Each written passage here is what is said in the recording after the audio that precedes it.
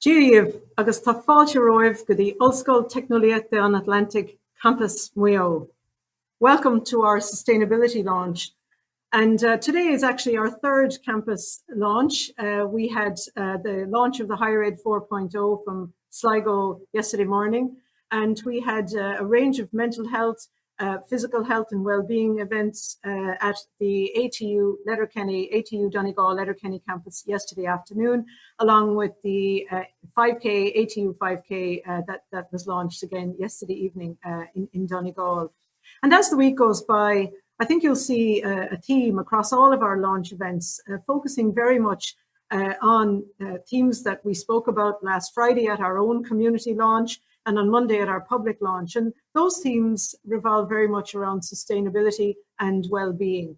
And indeed, there have been many questions asked, how are we going to manage to work together across 8 campuses in a region that's the size of Wales? And I think today's event is a really good example of how we plan to bring our great colleagues, external retired members of staff, external experts and specialists, and how we can bring all of that together and interact with you, whether you're a staff member, whether you're a student, or whether you're someone from outside of our community listening in or participating. We have big aims and big ambitions in the area of sustainability. Yes, because we want to, but more importantly, because we have to. We aim to embed sustainability and the Sustainable Development Goals as core guiding principles across all of our activities, with a particular focus on our curriculum, our campus management and operations, our community engagement, our collaborative research, and that big word, our culture. And in fact, our Atlantic Technological University Mayo campus was the first institute of technology in the world to achieve that campus green flag designation. And this work has continued apace right across the entire technological university, with the Letterkenny campus following suit. Atlantic Technological University is a member of the Environmental Colleges and Universities Association, the EAUC, and the International Sustainable Campus Network, the ISCN. We are a signatory to the SDG Accord, which commits us to playing a transformational role in attaining the SDGs by 2030. And ATU has also joined the Race to Zero for Universities and Colleges initiative. And that commits us to reaching net zero GHGs as soon as possible, and by mid-century at the latest, in line with global efforts to limit warming to 1.5 degrees Celsius. And I think if anyone has been watching the news in the last few days, I think that call to arms has never been more urgent than now.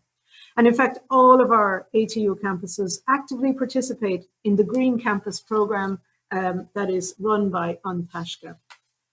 I'd just like to introduce our colleagues that are here today. So we have Dr. Mark Kelly, Fiona Britton, Mary Daly, Dr. John Scahill, Professor Francis Lucy, Dr. Deirdre Garvey, and Emily McGrory. And I'm delighted that you're all joining us here today. And we'll now get moving on the questions and answers. We have an interactive session where we'll be asking a couple of questions across to each panel member. And we'll then have a kind of a Q&A at the end. And I believe there's a forum or a mechanism for you, the audience, to ask us some questions throughout. And this session is being recorded, and we will be able to share this widely afterwards. So I'm going to start with our student representative here, Emily McGrory, who's the Vice President here on our ATU Mayo campus. And Emily, why is it important to put sustainability, climate action, and the SDGs at the very core of the university's values, actions, and culture? Hi, everybody. Thank you so much for having me today. It's been an absolute delight. It's been a very busy week with the ATU, so I'm delighted to be here again today. First of all, I just want to say that from my experience in this college for so long, and being an outdoor educational student graduated, sustainability and a green campus especially is very important to a majority of the students in the college. It takes up a lot of outdoor educational students' time and effort, and it's quite a passion for a lot of the students. It paves the way for the future, and a lot of things I said the other day at the launch. Morals and values are a big thing to GMIT, but now ATU, and especially on the Mayo campus. And one of our biggest morals and values would be sustainability and paving the future for how our campus can lead by example when it comes to sustainability. I can see every day the amount of effort our students even go into with waste control and making sure our campus is bright, colourful and green and very sustainable. We were one of the first campuses to get the green flag, and you can tell by all the students that that's very important to them. And a big effort has been put in by the students. So a lot of the reason why it is very important is because it's embedded in the students' heart and soul for their values and morals. So really, it's quite a thing that connects everybody here to community. So and people relate a lot when it comes to keeping up with sustainability in the college. Thanks, Emily. And just we might move on then to Dr. Deirdre Garvey to talk a little bit about the regional opportunities relating to our own values, actions and culture in this area of sustainability. Everybody, and particularly Orla, thank you for the opportunity this morning to get together as an Atlantic Technological University. And as you know, Orla, we've spoken before about this tends to transcend geography, disciplines, campuses, and is very much a unifying purpose for us as an Atlantic Technological University. And so I'm delighted, and it's a real sign of your leadership, and we're very encouraged that you should give it this level of strategic importance today. I'm reminded when I start off, when I think about the importance to the region of a seminar I attended recently with David Grayson from the UK, in which he described, if you're not overwhelmed by the nature of the problem that we face, then you don't really understand it. But if you don't see the dynamism in our young people, then you don't have a heart or soul. So really, this is the great opportunity for us. As a regional university, we now have 20,000 students across disciplines, across campuses, and this enormous opportunity to build capacity, capability, and mobilize our students to be active, informed citizens. And as a regional university, we also, I think, have that responsibility to provide the regional leadership. And I was very encouraged by the words of our chair, who very passionately spoke about transforming the region. And I do think we need to be a university that engages, empowers, and really transforms towards doing better things differently rather than doing the same things just that little bit better. And when we consider it as well, look towards the future and how we might transform it, it's important to consider that, it's not a future to be forecast, it's a future that we can create and we can design. It's also not a future that we should avoid the worst disasters, but we should actually design a future that we want and we want to live in this region. And the Sustainable Development Goals really must be really at the core of what we do. And I think more recently we've seen in recent years that even in the words of economists like Jeffrey Sachs, is we no longer can consider environmental impact separate than economic impact. And it really highlights the integrated, interrelated aspect of sustainability. And if we think of Sustainable Development Goals, they're not just green, they're all colours, and that very much links in the interrelatedness of the social, the environmental, and the economic impact that we need to address towards a just transition within the region as well. So I'll hand you back to Fiona now on that, Orla.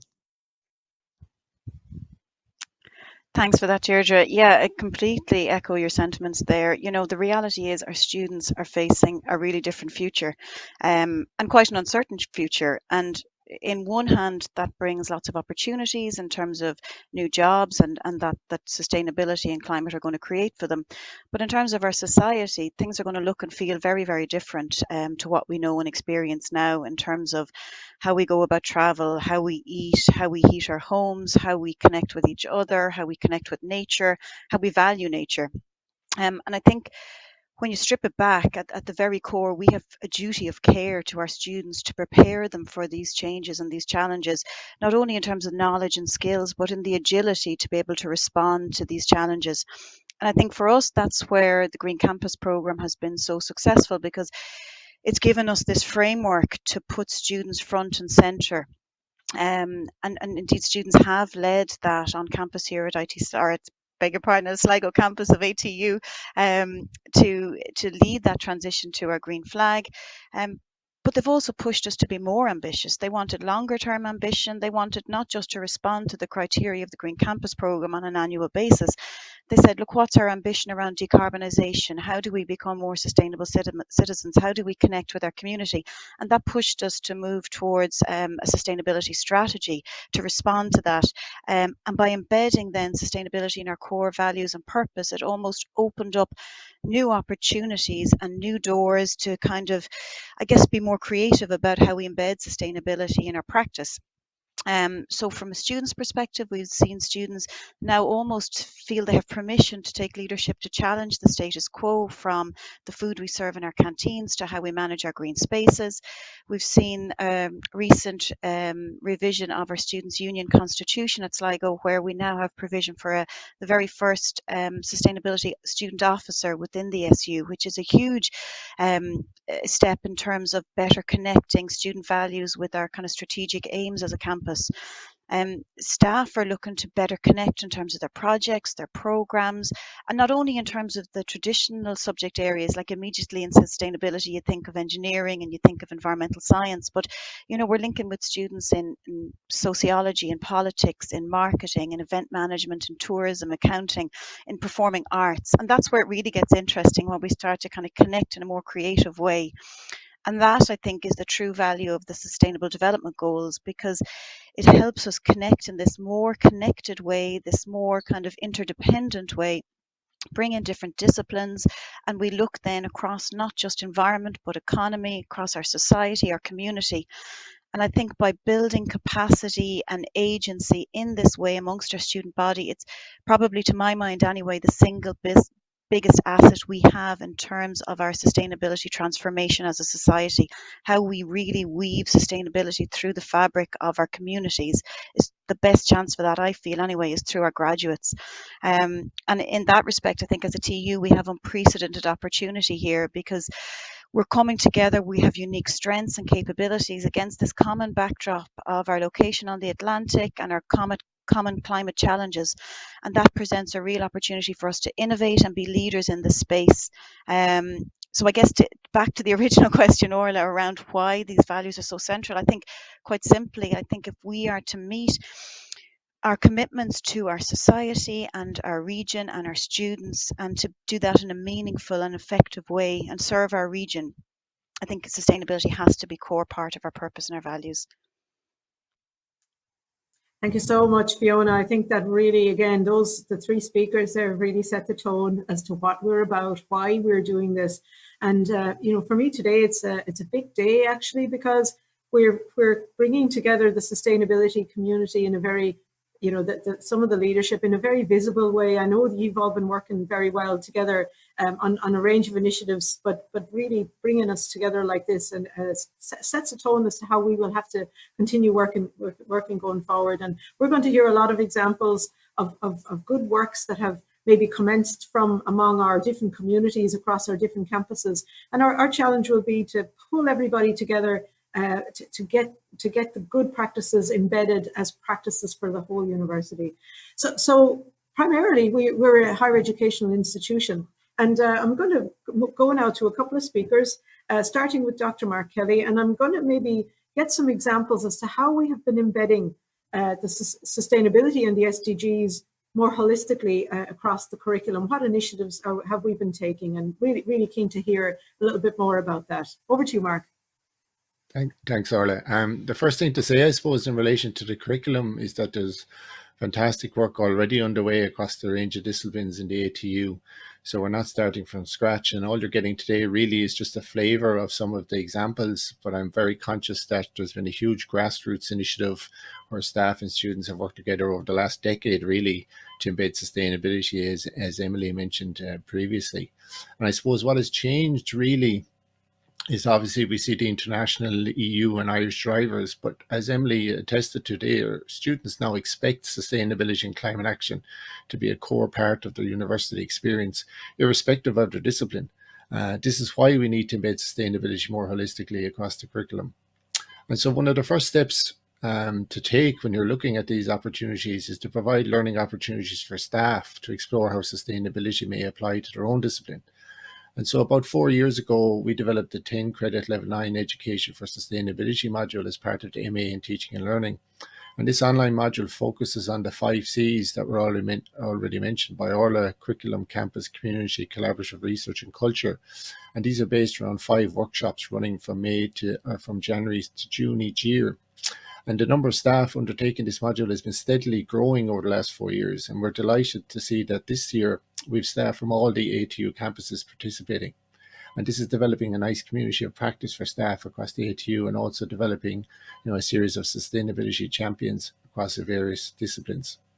And from a quality assurance point of view, the ATU, Mayo, Galway City, Mount Bellew and Connemara campuses have just completed their programme review process, which for the first time identified sustainability as a core guiding principle alongside employability and assessment. I would just like to thank the Vice President of Academic Affairs and Registrar, Dr. Michael Hannon, and his team for the support on this. So we had over 200 staff participating in a series of workshops since last September to explore how the synergies between sustainability, employability and assessment could be embedded more holistically across the full range of programs.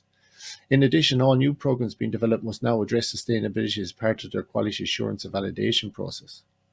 Finally, I would like to highlight a national digital badge on introducing education for sustainability, which is currently under development. This is funded by the National Forum for the Enhancement of Teaching and Learning in Higher Education, with ATU leading the initiative in collaboration with UCC, TU Dublin and DCU. This will be a 6-week online badge available to all further and higher education staff in Ireland, with an extra 2-week add-on to become a facilitator. And we're aiming for a start date of late October. So we will keep everybody updated on this. I'd like to hand over now to my colleague, Dr. Don Scahill, who will share some exciting news in relation to a module on the Sustainable Development Goals that he's been leading on. Over to you, John. Thank you, Mark. And I'd like to thank all the speakers who have spoken so eloquently and articulated our commitment, I think, in ATU to sustainability. So I'd just like to introduce you to a project that we've been working on for the last 18 months. We have developed, a number of us have developed a program on the Sustainable Development Goals.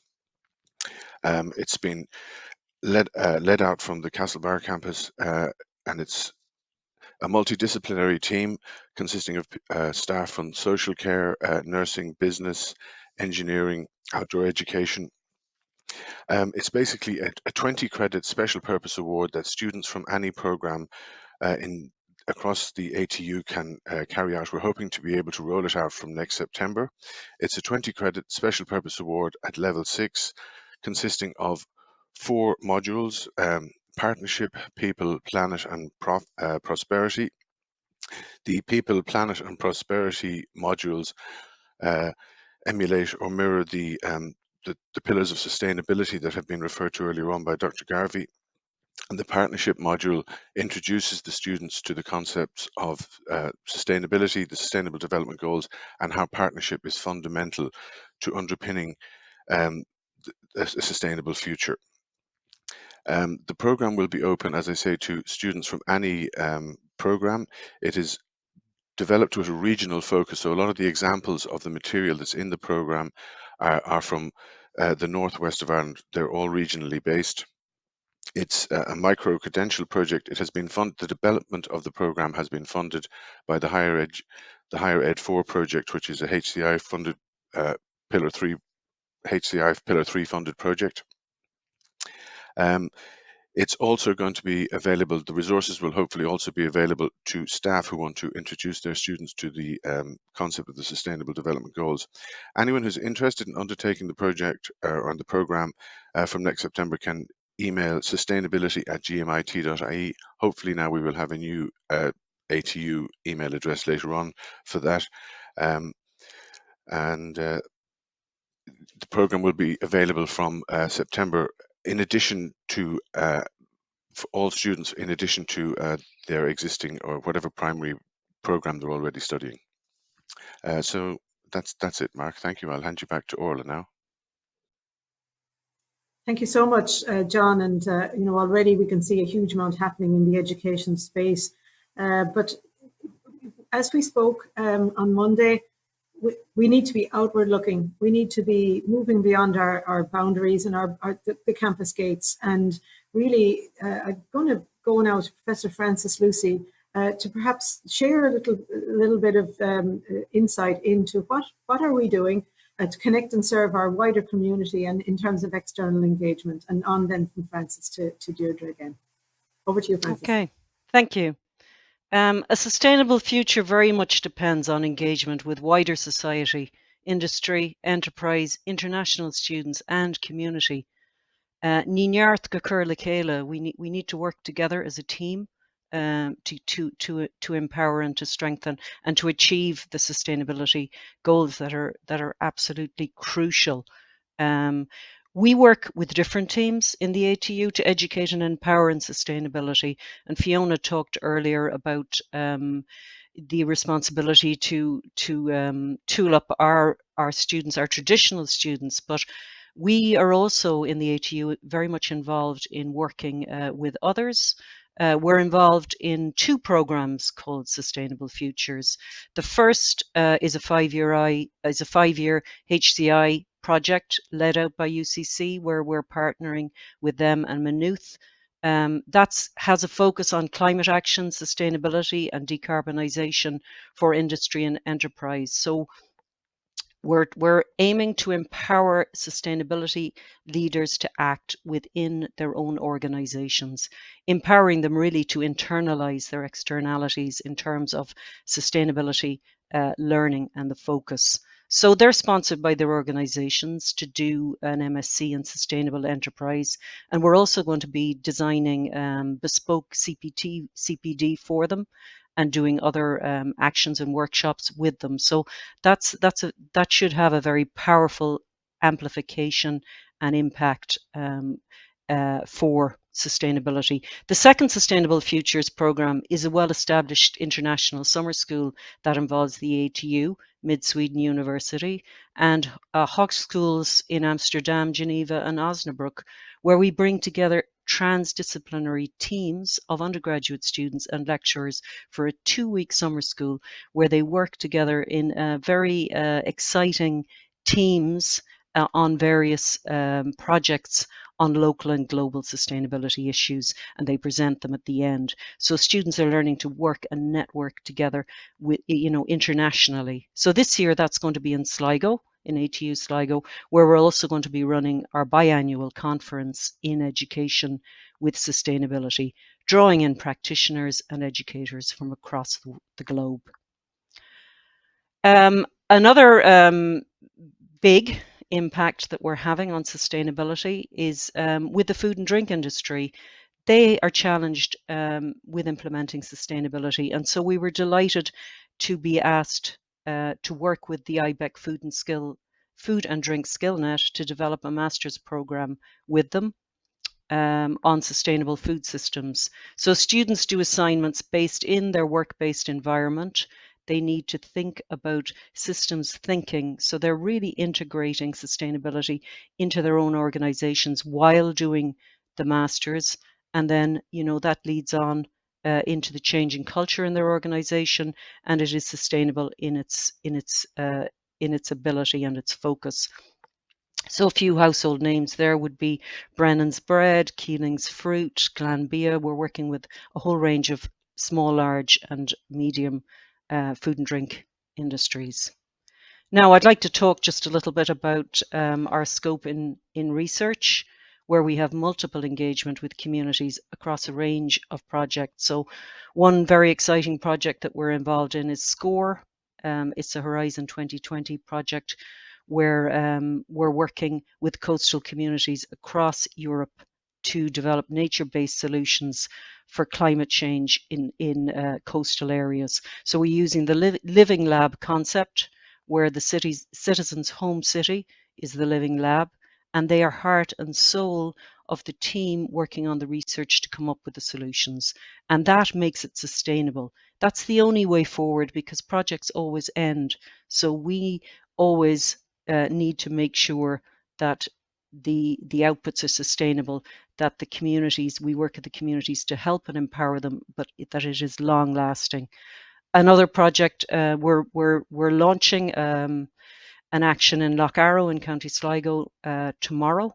It's part of the Conservation Actions for Nature Network project that's funded by Interreg 5A, and we're helping the local people there to prevent spread of invasive species in their lake.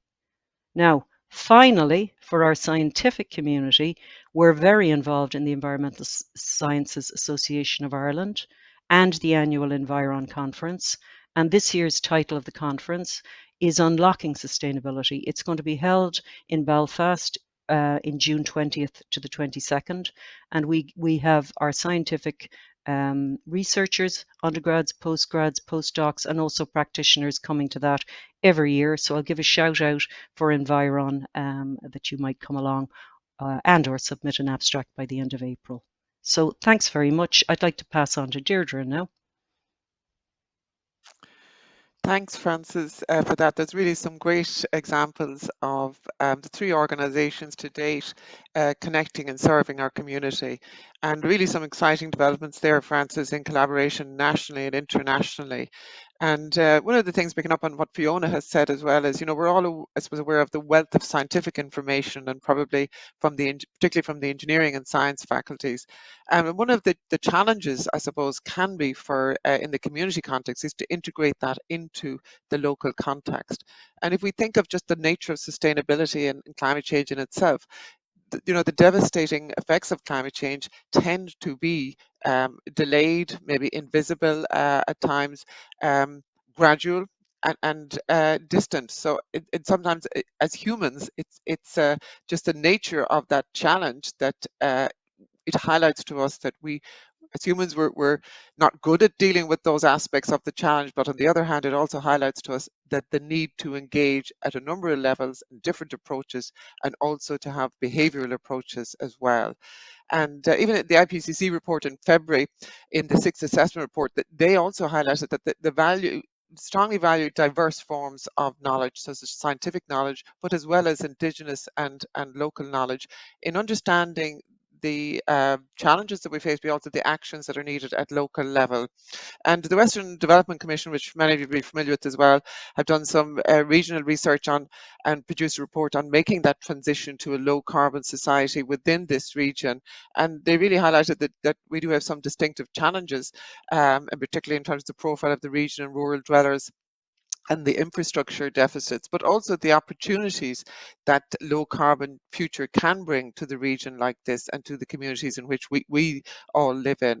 And a great example ourselves here is one of our graduates, Georgia McMullen, who had completed her dissertation in light pollution, but taking from that research in highlighting light pollution has created a great opportunity, and Mayo is now home to the Ireland's first international dark sky park, really showcasing the region and showcasing the darkest and most pristine skies in the world in the region. So great opportunity coming out from undergraduate research, but creating really an impact within the region and within the community.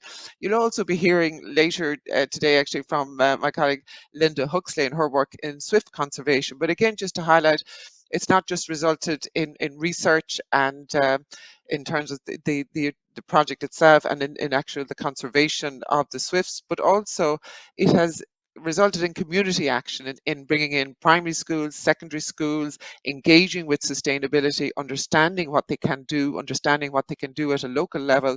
And also, we start to see now swift boxes, thanks to Linda, integrated in buildings all around the region and in Ireland.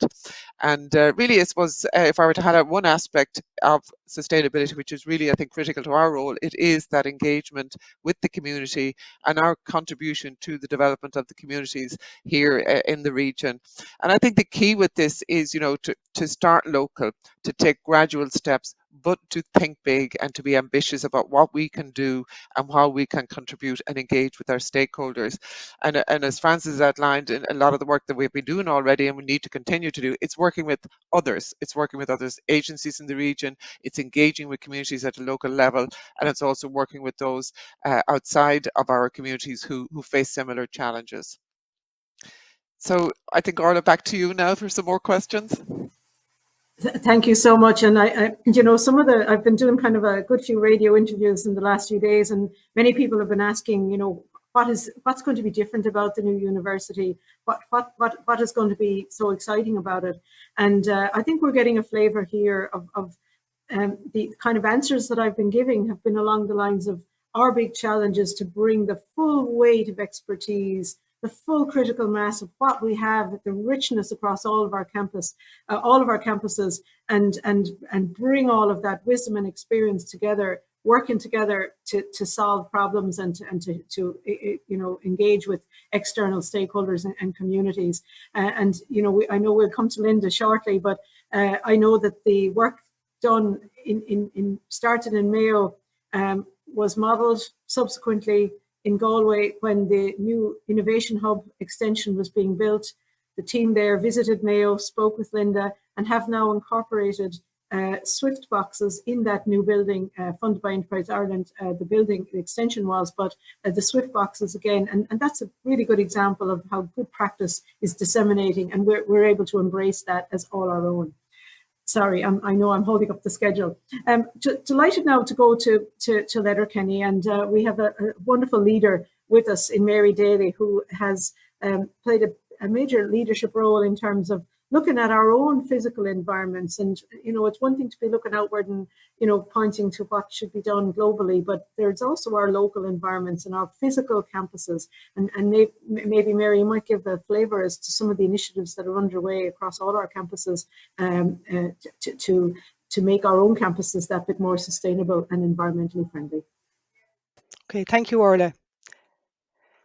Okay, thanks for the opportunity to speak on behalf of ATU Buildings and Estates teams across the ATU. We have a significant estate. It's significant, diverse. It stretches across 8 campuses between Galway and Letterkenny. The way in which our campuses are designed, developed, maintained and operated provides an opportunity for estates teams to demonstrate best practice to our students, staff, visitors and the community. Best practice in sustainable buildings and estates management is not just important for the ATU itself. We have to meet certain targets and so on, but it's most important for the exemplary effect that it has, which influences our graduates in the hope that they will embed sustainable practices in their own careers and indeed in their lives. Students must see it in order to be it. I'm a firm believer in leading by example. Our teams plan to foster close collaboration and engagement with the ATU sustainability teams and others in the development of a climate action university. So what do we do? Well, in the development of our campuses, Buildings and Estates team design new buildings to the highest sustainability standards and will retrofit existing buildings to improve building fabric, to reduce heat loss, improve comfort, conditions and ventilation. We all saw how important that was in terms of the COVID-19 prevention measures. Our project manager will carefully manage all building projects to ensure sustainability principles are embedded and adhered to through all stages, from the selection of design teams, through the development of the design brief, through design development and project implementation. And we have taken on a new member in all our design teams now who sits outside the team itself, but advises the client and kind of supports and challenges the design. And that's called an energy efficient design facilitator. And we've just used one of those for the first time on one of our 2 energy efficiency Pathfinder program projects here at LYIT, formerly LYIT, the Letterkenny campus. There are 5 key areas that estates can get involved in terms of sustainability, and these are energy management, transport, biodiversity, waste and water conservation. In the short time allocated today, I'll just focus on energy. I think that's the most pertinent one in terms of our decarbonisation and other targets. For many years now, our buildings and estates teams have focused their efforts on energy reduction and efficiency measures and have successfully reduced consumption in line with the 2020 targets. There's a whole range of measures involved in that, be it from lighting to how the boilers and their efficiencies, insulation, and lots of things we can do. Improve our air handling systems so that they respond to the actual conditions in the room, be it temperature or carbon dioxide, and ramp up or down accordingly. So all of these incremental measures add up to significant improvements in our efficiency. So we had 2020 targets. We've achieved those. Now we're looking at 2030. And Ireland's Climate Action Plan will require us to build on the efficiencies we've made and focus on decarbonisation measures now for the next 8 years. The plan requires all public sector organisations to reduce greenhouse gas emissions by 51% by 2030, and that's against a 2016 to 18 baseline. And this target includes not just thermal energy used to heat our buildings, but also transport-related emissions for the first time. So our business travel is something that will require a focus on, especially given the geodiverse nature of our university. We will also be required to improve energy efficiency by 50% by 2030, and that's up from the 2020 target of 33%. We will also need to retrofit our buildings to improve the BER rating to a B rating by 2030. Now that is a significant ask, and that is that's going to be a really costly item. These targets, however, are not optional. They must be achieved. And to quote, the future is now. Well, the future is here now in terms of planning for 2030 to meet those targets. And buildings and estates teams, we are all committed to planning and implementing decarbonisation projects leading to the achievement of these targets. However, this will require significant investment in terms of both capital funding and the resourcing of buildings and estates team across the university. I think it's important that the university prioritises capital spend on decarbonisation projects, and in doing so, there are opportunities to leverage investment from the likes of the HEA and SEAI through the Energy Efficiency Decarbonisation Pathfinder programme and other programmes that will be coming out over the next few years. But we must show commitment, and we must go after these funds, and we must use our own match funding to support them. Everybody wants a building built for their academic programme, and these are all seen as key important items, and so they are. But decarbonisation must take priority over them in order to get us through to 2030 and achieve our targets, and indeed beyond that to 2050. There are some interesting projects underway on our campuses at the moment. Here in Letterkenny, we have 2 retrofit projects, and one of them has associated with it biomass heating. So we're going to change 80% of our heat to the main building will now come from biomass after this project, and that's going to save us considerably, about 300 tonnes of carbon per year, and is the mainstay of Letterkenny's approach to our decarbonisation targets. There's also in Clonwira in Galway a medium fabric retrofit utilising high temperature heat pump technology, and Sligo have an air source heat pump project underway in a retrofit project there. Okay, so in terms of the day-to-day management of energy on campus, buildings and estates also play a crucial role here in ensuring that everything we do is operated as efficiently as possible, and we do this by optimizing control strategies to match building operational profiles, monitoring energy consumption trends, identifying abnormalities and inefficiencies, and going after those to address them and make sure that they don't happen again and that we learn from them. We maintain and update plant and equipment to maximise their operational efficiencies as new technologies become available. I've seen 3 generations now of lighting technology going from CFLs through to LEDs, and it all happens fairly quickly. New technologies come on board every maybe 5 to 10 years, and it's important that we continue to update and be at the leading edge in using those technologies. We also identify opportunities and develop and implement projects to incorporate new technologies and to improve on how we operate. It's essential that our buildings and estates team include competent buildings and estates energy managers at campus level. I think their job description should be a single line, save your salary and more per year in energy savings. They must have in-depth knowledge and understanding of the specific campus installations, design and operation strategies in order to be able to get the most out of them and to know what to do, what needs to be done, and to get it done. We must provide our energy managers with ongoing training and development to ensure they remain up to speed with legislation and new technologies. And this in turn will provide opportunities for us for continuous improvement. I think there was a part of the question was related, how do we demonstrate these or what we do in this area? Well, it's very, there are many KPIs, one of them being the display energy certificate that you see posted inside the door of your buildings, which give you an indication, somewhat like when you're buying a piece of electrical equipment, are you an A, B or C or a D and so on. They're posted inside each building entrance to demonstrate the efficiency and operation of the building.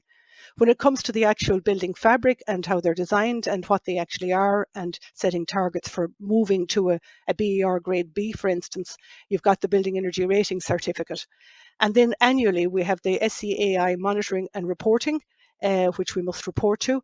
They provide an annual report on public service energy performance, and that to a large extent has driven a lot of the achievement of targets thus far and will continue. How are we doing on time? So other areas in which estates can help out are in promoting active travel by providing good facilities for bicycle parking on campus, for rolling out EV charging stations, getting involved with the local authorities in local transport plans. In terms of waste, we can provide facilities for waste segregation, and we can encourage the use of people bringing their own cups for tea and coffee rather than using disposables. We can provide washing facilities to enable them to do that. They're just some examples. Also, how we manage our estate and its biodiversity is really important. How we treat our planning of new projects, how we must always incorporate lots of planting and encourage a diverse range of species to ensure winter pollinating plants as well. How we treat weeds. There's a whole raft of things. I haven't got any more time to go into them, but I would love to, but some other time perhaps. Thank you, and over to Orla. Thank you so much, Mary. And I think that you've given us a real whistle-stop tour of the whole range of initiatives. And I'm kind of glad you finished with talking about biodiversity, because tomorrow afternoon we'll be in our Connemara campus for speaking about an islands initiative. And if we think of our islands as kind of micro communities and the sustainability of the communities there, it really relates very much to the whole sustainability agenda. But part of the events in Connemara tomorrow afternoon will be the planting of an oak tree, and to symbolise that the formation of Atlantic Technological University, we will see an oak tree planted across all of our campuses in due course, and we will see that the first of those planted tomorrow. And finishing on biodiversity there, Mary, I think also allows us to give an introduction to our next speaker. But before I hand over to Deirdre to introduce our next speaker, I just wanted to maybe reflect a little bit on one of the last actions that I did as president in GMIT, and that was to instigate a president's award for outstanding institutional citizenship, and really that was to recognise excellent citizenship in ways that would be outside the normal teaching and research endeavours, and we did recognise a number of individuals there, but Linda Huxley there wasn't eligible for the award because Linda had retired, but nevertheless we felt so strongly that Linda deserved the award that we brought in a kind of a special recognition award for Linda, and congratulations, and we'll present that to you in due course. So more maybe on why exactly Linda received that award, I'm going to hand over to Dr. Deirdre Garvey to introduce Linda. Thanks, Orla, and I'm delighted to introduce Linda today, and delighted and really congratulate her on her award. 15 years ago, Sustainability is at the top of a lot of people's agenda right now, thankfully. But 15 years ago, it might not have been top of everybody's agenda, but it was top of Linda Huxley's agenda, and she was looking at, green campus in second level in primary school, and really contacted An Taisce about how you have transitioned that to third level, that we keep that energy of green campus at third level. So it was really Linda's initiative to contact An Taisce and look at getting Green Campus for third level institutes. And so Linda was really our founding Green Campus member. She chaired the Green Campus for many years, the pleasure of working with her in different roles myself. And it really was Linda's hard work and her work with committees, with all levels, students, staff, management, to achieve being the first institute of technology to have a green flag, but also being the first institute of technology in Ireland to have a biodiversity flag and 2 flags. So Linda really is renowned nationally and internationally for her work on swift conservation, but she's been involved in many different projects on the Mayo campus, which have reached wider to the community and internationally. And she has inspired many people, students and staff alike, and many students have gone on. We've also had students back at internships on the Green Campus and worked with us who've gone on then to work in sustainability roles. So she really has inspired staff and students and all of us to work in this area. And I could say, I'm sure I speak on behalf of everybody in the Mayo campus, that we're very, very proud of Linda's work. And she has, as I say, inspired many of us to continue to work in this area since Linda has since retired. So we continue to have, I'm delighted to be chair of the current Green Campus to follow in Linda's footstep and all of the work that she's done. So Linda, I'll just hand over to you to give us some of your experience in doing that over the years. Yeah, thanks, Deirdre, and thanks everyone for inviting me along, and thank you for the award. I'm actually really quite feel quite honoured about that. I maybe just explain a little bit about myself. I was working in administration at GMIT here in Castlebar. I moved to Ireland in 20 years ago, but I had been, although I'm an administrator by training, I'm actually very interested in the environment and married to an ecologist. So yeah, when in 2009 we kind of got interested in trying to do something for the more to create sustainability and improve biodiversity on campus. It just wasn't on the I don't know, on the radar at all at that time. So there was a grassroots initiative, myself included, and staff and students, and we were very lucky to have a student union president, Alan Judge, who was also very, very active and helped us really get the whole thing off the ground. But in order to get that off the ground at that stage, we went at it in several ways. We approached our campus management, we went to the local county council environmental officer, and we approached An Taisce, knowing about the green flag, because trying to motivate people to do things, you almost need something to work towards, and that's the value of the green flag. And it just coincided that An Taisce at that time were wanting to develop the Green Flag programme from schools, but moving it into third level. And so we got involved as the first IT green campus, and in a way, I suppose we helped formulate the programme. All of our actions were kind of treading new ground, and at every annual An Taisce Green Campus event, we would be invited to speak and talk about some of our experiences and the projects we were doing. So the Green Flag programme actually works on various themes. So you get a flag for a theme. So there'll be water, waste, energy, biodiversity, transport, climate change, and so on. And so the normal process is to work on one flag at a time. And it is a lot of work. So that would be the normal process. But we were actually quite keen, quite ambitious. And so we took on 3 as our first, for our first flag. So we did energy, waste and water, because we could just see the potential for all of those on campus, and we just didn't want to sit back and maybe work on waste. And we didn't want the Green Campus to be about, litter picking and that sort of thing. We wanted to really, make it an all-round experience. So we had then just over 2 years of really intensive work, and it was at that stage all really voluntary. There weren't initiatives from a kind of management point of view. But thankfully, the Buildings and Estates Office really came in with us and helped us with a lot of it.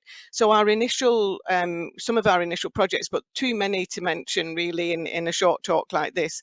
But we started off with recycling, which you might think, oh, recycling, but there wasn't any recycling at that time. So recycling, and then also composting food waste from the canteen, and trying to reduce food waste. And then also use reusable bottles rather than the disposable water bottles. So when we had an intake of first year students, one of our initiatives was to give them a BPA-free bottle with the GMIT logo on it, and encourage a little bit of money off, for if you had a coffee in the canteen, if you used a cup rather than a disposable cup. Installing drinking water fountains with reverse osmosis filters, and that was important because we're looking at the health of the students as well. It's all about the all-round approach.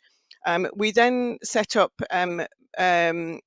energy saving mode in the labs. There was, the labs could be left on, the computers could be left on 24 hours a day, but we had one of the technicians discovered a thing called PC remote shutdown, and that really changed, was a game changer for the campus energy consumption. And then, monitoring all of this is important as well. So you need to make sure that you can show the progress that you're making. And we did find a rather unusual way of significantly reducing our water usage, which was to adjust the timings of the automatic flush on the men's latrines. Now, that was a caretaker that discovered that. I would never have thought of it. But we had loads of initiatives and, ways of getting, trying to encourage the change in behaviour. And monitoring performance was kind of taken on board by one of the lecturers, Pierce McDonnell, and he brought that into the classroom and was able to produce graphs every month to show how our energy consumption was going, how our water usage was going. And all of this was helping drive us to achieve more and more. So showing your progress is vital to being able to get it a flag. And we did achieve the first green flag for what was then an Institute of Technology in 2011. And our flag was raised by the then Taoiseach Enda Kenny, who happened to be from Castlebar, so that was quite convenient for us. So since those initial days, then, I'm delighted to see that the whole initiative has expanded to the other campuses, Galway and Letterkenny. And you might think, well, the green flag is a lightweight initiative, but it really isn't. And, in order to achieve a green flag, you need to have collaboration from everybody, from staff, students, from being academic to be, to be in the administration. Everybody needs to be on board, but also you need to bring in the outside, bring the outside into the campus. And getting in student involvement was actually, it's at the heart of Green Campus, as you all know, and helping students and staff realise the projects that they felt they would like to see on campus was something that we wanted to do. We didn't want to say, well, there's your recycling, that's what you must do. What are the things that people would like to see on campus? So over the years as well, we encouraged involvement from the outside. We'd have our monthly meetings and we would invite maybe the Castlebar Tidy Towns, and also we had TY students come in to work with the Green Campus, Jobs Bridge interns, one of whom was an outdoor student and went on to be the Antashka Green Clean Coast officer for Mayo. So, all of these things we're trying to develop as well, people's love and understanding of sustainability, the environment, just the way we live on the planet. So that we found the best way to involve the students was to have monthly meetings in an open place. So we chose the reception because if we had that meeting behind closed doors, they didn't want to come in. This was kind of, a kind of something being driven from above. And so we held it in lunchtime, and people could pass by, they could join in, and we'd have refreshments there. And it just made a really relaxing atmosphere. But we wanted as well to give an opportunity for their ideas. What kind of ideas can students have? And so some of the I think memorable and important initiatives that came out of it, and there are more, but I'll just mention a few, was replacing the use of the toxic glyphosate weed killer throughout the GMIT campuses. And so that there is no, either we don't use weed killer, or if we have to, then we're using an organic low impact one. Because we had been starting off with biodiversity projects, and how would it work out when the contractor was coming onto campus and spraying glyphosate. So it's not healthy, and that was wonderful when that was taken on board by the whole GMIT as it was at that time.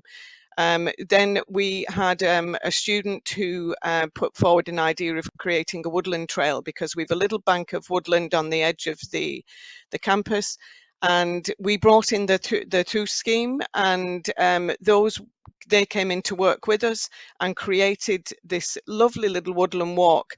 And because we're situated next door to the hospital, we now see today that people come over from the hospital, either staff or visitors, and they walk around the woodland trail. The people from the surrounding estates come. We use it ourselves as staff and students. And that was a student idea. And when when the student, it was Aidan Keneally, he was a heritage student, I thought, gosh, that's a massive project.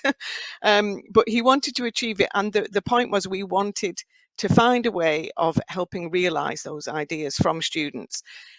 So it was a massive undertaking, but the amount of work that went into it, and the results, the long-term results, are really important. And the next idea was increase the number of native trees on campus, but not just go out ourselves and plant trees, but do something slightly different. So we took part in the 1 million trees campaign. We got a whole selection of native trees that we knew would have kind of maybe flowers, fruit, so they'd be good for any bird species or mammal species that we do have on campus. But then we got students to plant a tree on campus, but they also got to take home a tree and plant that in their garden. And so I was really surprised that some people didn't know how to plant a tree. And so the skill and just the enthusiasm from that. And then we brought in the Western Care facility from across the road. We did a stage 2, and they came and got involved as well. And we did the same thing. People got to take their tree home. So it's just really trying to have something that people can connect with and take through their lives and feel positive about, because with all the problems that we're facing, we feel a bit helpless. And this is where the project that Deirdre mentioned, that's very close to my heart and has kind of changed and taken over my life, and that's the SWIFT project. The swift is a red listed bird of concern throughout Europe, and in 2012 we became the first public nest box project in Ireland. And we didn't really realize where this was going, but there was such enthusiasm from the staff on campus that we installed cameras so that we could live stream the activity from the swifts, because I don't want to give you a lecture on the swifts, but they're a very unusual bird. They don't land. They fly 24 hours a day unless they're going into their breeding site, which would be their nest box. And they're in Ireland from May to September, and they be in their nest site from them, but the rest of their lives they're flying. So they're a really special bird, and they're in trouble. And mostly it's because of loss of nest sites, because of the type of place that they nest. So we provided these nest boxes, staff sponsored the cameras, and we were live streaming. And then it went on a next stage forward, because we started to get swifts in our nest boxes, and we now have 14 breeding pairs of swifts in our nest boxes. But we then started to record the activity. So we're not just live streaming it, we're recording 24-hour-a-day activity. So this is actually now internationally, it's the most significant research project for swifts, because there's no other Swift Nestbox project, where they have been recording for so long for a building colony. So this is actually, this led on to getting a TY student, who Deirdre will know very well, a TY student who presented a project about Swifts to BT Young Scientists. And it was all about the connection of Swifts with climate change, because they're an insect-eating bird and they're a migratory bird. So they're actually a good indicator of the health of our environment, because they're eating insects, but also the effect of climate change, because they have to come here to breed. We are their home. This is where the future of the Swifts is. But if the environment changes, if the climate changes dramatically, then they could be, put in a very difficult situation. So the Swift project evolved from there. It led to me becoming somehow strangely, Ireland's foremost expert on Swifts, and to us setting up a master's research project. And that research project was by a student, Yarek, who was an outdoor student and has taken on a science master's and has done a really fantastic job looking at the feeding frequency of swifts against weather patterns. So he's looking at what the impact of the climate is on the swifts. And so far, our west of Ireland environment is looking pretty good for them, but I won't. His master's is just finished, and that will be available, I presume, for people to read in due course. So there are tens of thousands of hours of recordings now from the swifts, and there is continued potential for unique research. But I just want to mention, just going back to Mary's mentioning about all the building that's going to be going on through the whole ATU.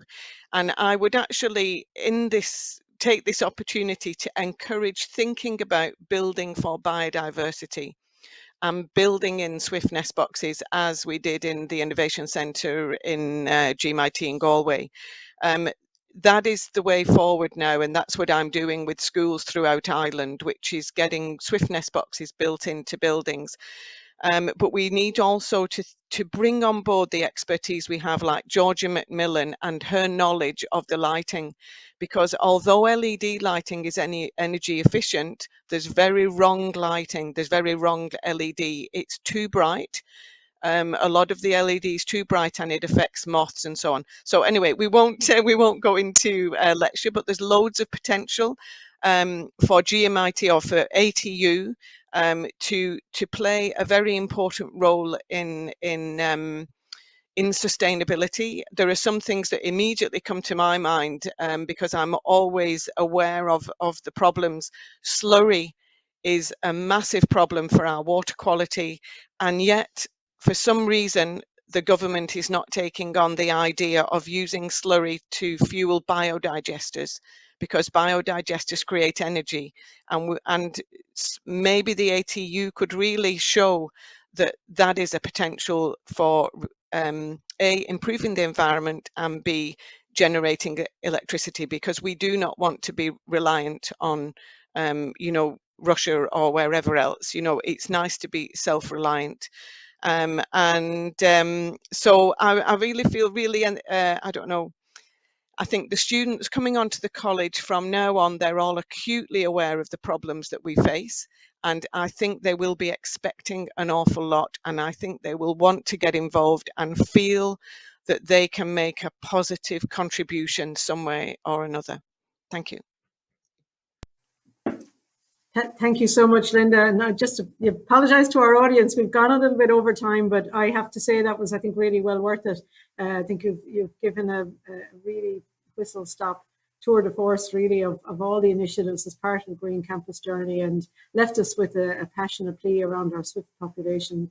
And I know when we welcomed Minister Harris to the Mayo campus last summer, the chorus, the noise, the swifts circling around the courtyard it was like a choir. So I know we've run over a bit, but we might have time for a couple of questions. There might be a couple of questions in. So I'm going to actually hand over to Dr. Mark Kelly to take us through the Q&A. And if you've had to leave, that's no problem. And thank you. But there's a couple of Q&A that we might go through. Over to you, Mark. Thanks, Orla. Yeah, there's just a couple of questions that have come in and a couple of comments. So just a comment there from Noel, great presentation, Mary and everyone all involved. Thanks very much, Noel. Um, a comment from Brenda McCormick. I really like the idea of the living lab and the engagement with communities. We will not embed long-term sustainability unless there's involvement of our communities, and this is the real impact the ATU can make. Yeah, very good point, Brendan. Excellent point. So just maybe we'll have two questions. One question would be about student involvement, and I suppose I'll put this to Fiona maybe, is, if we have students listening today or who listen to the recording, what can they do to get involved, or how can we support them to get involved a little bit more? Thanks, Mark. Yeah, that's really important, I guess. How do students get involved? And the answer is there's loads of ways. And first, I guess, is to connect with your Green Campus committee on whatever campus you're engaged with. There's lots of opportunities for our students to engage with Green Campus. So for some people, we realise that sustainability and environment and community is their passion, and they might want to lead out on some of our initiatives in this area. But for others, we realise that, yes, they see this as really important, but maybe it's not their core passion and they mightn't have all the time to give. But for those students, we kind of encourage them to give their particular skill set. So whether it's copywriting for our content on our websites or our blogs, or if it's social media graphics, if it's maybe some students like events and they're maybe involved in event management in their programs and they might like to help us coordinate different events we run on the campuses. So I think the message is that no matter what level of time and capacity a student might have, that there's always scope to engage and connect.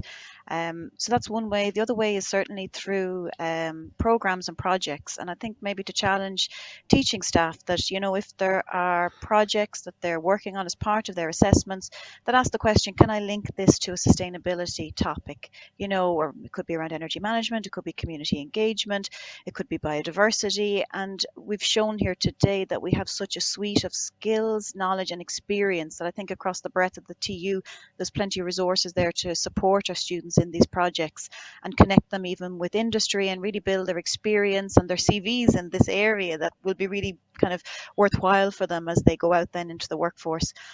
And then I guess advocacy, challenge the status quo, start thinking about what you'd like to see and be part of that change. So kind of contribute, even if it's only suggestions on how to make the campus better from your perspective.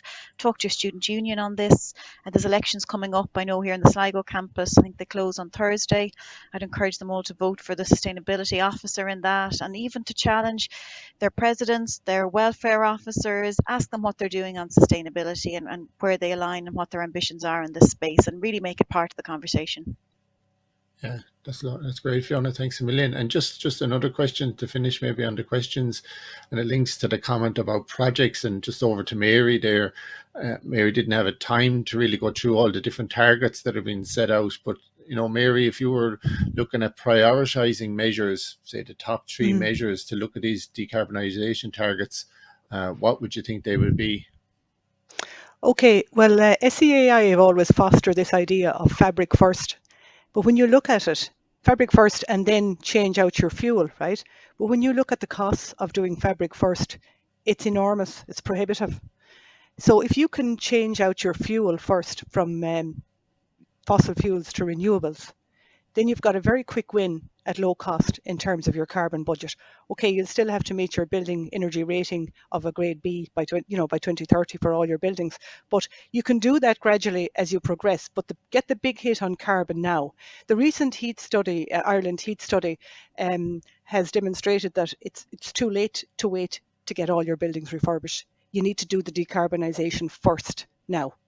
So I don't know how soon that'll be absorbed by SEAI into their policies and procedures, but that was one of the findings of the heat study. So for us, what we're doing, we're looking at changing out. We're not on a gas line, first of all, so we've got bulk tank LPG gas, but there is a bio LPG available. It's a slight premium over the cost of regular bulk propane, so we're looking at moving to that. We're also, all going well with approval from the HEA over the coming week or so, we're proposing to build our biomass heat centre, which will provide hot water to our main boiler house via a district heating system which will provide 80% of the heat to the main building. It'll provide our base load. So that will save significantly on carbon going forward from completion, hopefully later this year and into operation early next year. The next after the changing out the fuels would be that any new buildings, you're going to build it anyway, so build it to the highest possible standards. NZEB is now with us, so that's nearly zero energy rated buildings. Our new PPP building will be to that standard. Any further buildings that we build will be to that standard. Any buildings that we retrofit, we'll be bringing them up to at least a top grade B or into the grade A's if possible. So in that order is decarbonise your fuel, build new to the highest standards and retrofit over time, and avail of all funding opportunities that come your way and get the match funding in. And that's how you get the funding, is you have to be prepared to put some of your own funds into it.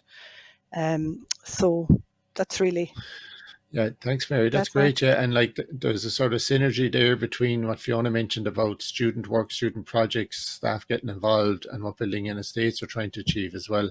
Yeah. I think we'll leave it at that for the questions because we've run over a little bit of time. I just want to hand back to Orla for concluding remarks, and maybe Emily, you'll have a few concluding remarks as well from a student perspective.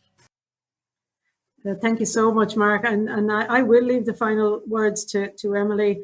But maybe just to remind everybody that we're in the middle of a kind of a week of launch events, and you're certainly going to see echoes of sustainability and well-being in the events later in the week and on into early next week. And I think that our challenge will be to pull together the wisdom and expertise, creating that kind of critical mass and ensuring that we have interdisciplinary, multidisciplinary engagement from all parts of our new university and engaging with this hugely important agenda. As a very small scale beekeeper myself, I'm just so delighted to see these initiatives underway. So, Gormil Milmagov, I'm going to hand over the last word to Emily, and looking forward to seeing you all in the next couple of days with more events. Over to you, Emily. That's great. Thank you so much.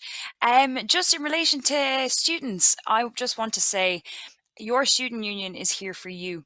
So in relation to any kind of clubs and societies around the topic of sustainability, green campus, don't be afraid to come to your student union. And if you have the passion and the idea of setting up something in relation to that, we're here for you. So really, all you need is an idea. All you need is a bit of a passion and an edge, which we always love in the union. And we will be there for you with all those kind of things. And it's also great to see that staff and students can collaborate together and unionize each other in relation to going forward with sustainable campuses. And it's just a great community, and it's great to see a good diverse set of people that come together for one important goal. So yeah, thank you very much.